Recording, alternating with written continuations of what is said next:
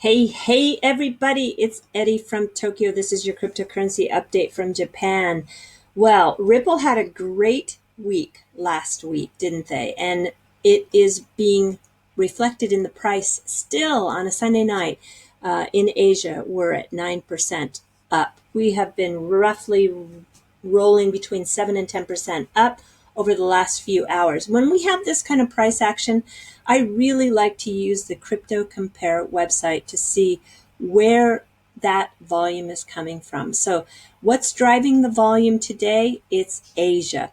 In the last 24 hours, Japan has been transacting about 19% of the volume, and Korea, 19% also is coming from Korea. So absolutely, this XRP is popular here in Asia. If you want to look by volume in regards to exchanges, this site will also give you the breakdown to your coin of the volume by exchange. So I'm sure a lot of you know about this site, but for those of you who don't, it's a good one to use. Okay, Carvilles Bank in Sri Lanka. You know, they just did an announcement with the Ripple net for their cross-border remittance on Thursday. I didn't really see, I was revisiting this story tonight because I wanted to take a look for another reason. And in the middle is the photograph of the Senior Vice President of Global Sales, John Mitchell. And I just kind of assumed that Mr. Naveen Gupta did this deal. But it looks like, according to this picture, that the deal was secured by Mr. Mitchell, maybe. But the reason why I wanted to bring this out in the video is because in the announcement, of course, we know that it's joining RippleNet to facilitate cross-border inward remittances. So I missed that word when the initial release came out. It is just being used for the inward remittances. And I immediately said, well, how much is that market? This is a wonderful tool by the Pew Research Center. It is a remittance flow worldwide. I've used it a couple of times in different videos. You'll want to bookmark this because it's an interactive map that'll show you how money moves in or out. It's your choice, country by country by country. So here is the incoming for Sri Lanka. And if you just mouse over on the map, you can see Saudi Arabia sent $2 billion in 2016. Now, I know economies change and numbers change, but I still think that 2016 is close enough to 2018 to get a very good idea. And following Saudi Arabia is United Arab Emirates, followed by United Kingdom, then India, Qatar, Canada, Australia, Italy, United States, and so on. If you want to look in more detail to market size for announcements that come in the future, this is a wonderful tool. Okay, in basically 3 days, 5 hours, 22 minutes, and 21 seconds, David Schwartz is going to answer your questions. So Tuesday, August 21st, at 7 p.m. Central European Summertime, or 1 p.m. if you're on the west coast of the United States. Or if you are in the region of India, it'll be at 10:30 p.m. You can have a chance for David to answer your question. Now, this website just became available, and there are only 3 questions thus far. Please, everybody, it doesn't cost anything. And I can't guarantee you David's going to answer your question, but I know you have questions because I get questions all the time in the comment section. Please put your question in here. And of the 3 that are there, one of them is mine. So there's hardly any questions in yet. I asked him, hi, David, can you tell us in regards to the new XRapid Partners users that were announced this last week, the Bittrex Bitso, and Coins PH. How much of the XRP token is needed by each to provide the maximum benefit of liquidity for their transactions? And are these tokens kept on hand and reused, or do they need to regularly acquire them? If the latter is the case, are they purchased or does Ripple provide them? Thanks so much in advance, Eddie. So please, I want to see thousands of questions in the next 24 hours. This is your chance to put forth what you've always wanted to know, and maybe David will give you an answer. Okay, this is Michael McRipple, and Michael, you just uploaded your very first XRP video today. It's really cute. I think he's in Wisconsin, and he uploaded a 7-minute story. It's his very first one. And I just wanted to say, Michael, the XRP community, I'm sure will support you. Just keep finding your groove, find your niche. Don't give up. I know you only have, you have 4 subscribers now because I subscribed.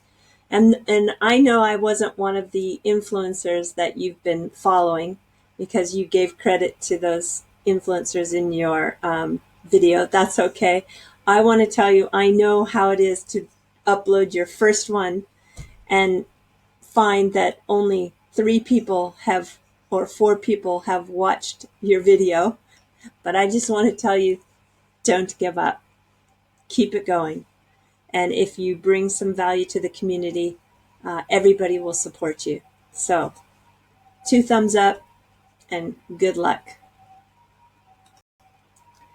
All right, Invest Blockchain did a story. This just came out about 4 days ago, but I found it very interesting. Only 36 of the top 100 coins by market cap have a working product. And that list is in this particular article. They do have some criteria that they stuck to, and you can read as to exactly how they did that. But they researched the top 100, and they basically are looking for working products that are providing real value. So the same research was done in 2017, and they may have yielded some truly discouraging results. Even now, the results don't look stellar, according to them. I don't know. What do you think? 36 out of 100? Only 36 out of 100? You know, this is still a very new space. It's not matured yet. It is just shaping up to become something that is going to be a part of world-changing technology. The 36 that show up on the list of 100 are stellar, in my opinion. So we can see that it's, of course, Bitcoin and Ethereum, Ripple, Bitcoin Cash, Stellar made the list, Litecoin, Tether. I'm kind of surprised Tether is on this list, but according to their parameters, it qualified. Monero, Neo, Binance Coin, Zcash, Qtum, Ox Protocol, Bitcoin, Decreed, BitShares, Steam, Siacoin, Augur, Basic Attention Token, Nano, Golem, PundiX, Waves, Qcoin, OneChain, Komodo, Ardor, Huobi, Zencash, Pivx, Kyber Network, Bancor, Loom, Polymath, Buybox. I think that's it. Yeah. Okay. So I will put the link to this story in the comment section below. It's actually very good if you want to get a summary as to what each of these coins do and what is their product. It's very, very useful link. Okay, now this next kind of fun is a lead-in for the fluff of today. Here we have some of the 36 coins that made it to that list. And I just want you to test your ability to recognize these logos, because it is going to be related to the fluff story that follows. So the first line, I think everybody can do it, right? Bitcoin, Ethereum, Ripple, Bitcoin Cash, Stellar, Litecoin. Pretty easy. Let's go down to line 2.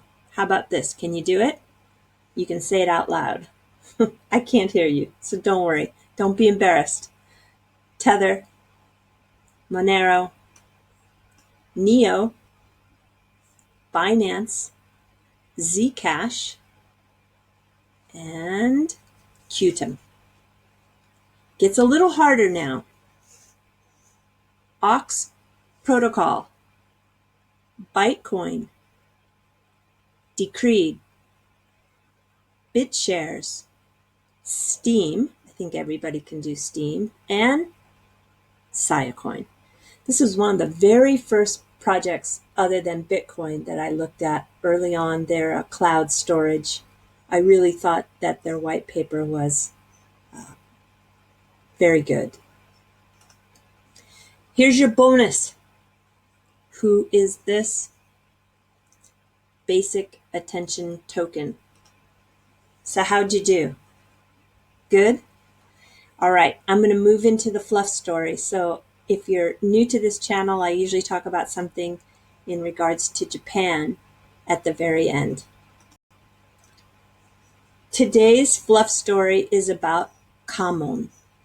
Kamon are the symbols of Japan families. It's like a family crest. So the Japanese unique emblem is called a kamon. It refers to the crest used in Japan to indicate one's origins. That is one's family lineage, bloodline, ancestry, and status from ancient times. It is also referred to as simply mon dokoro or mon. Mon is most common. And it's said that there are more than 20,000 distinct individual kamon in Japan.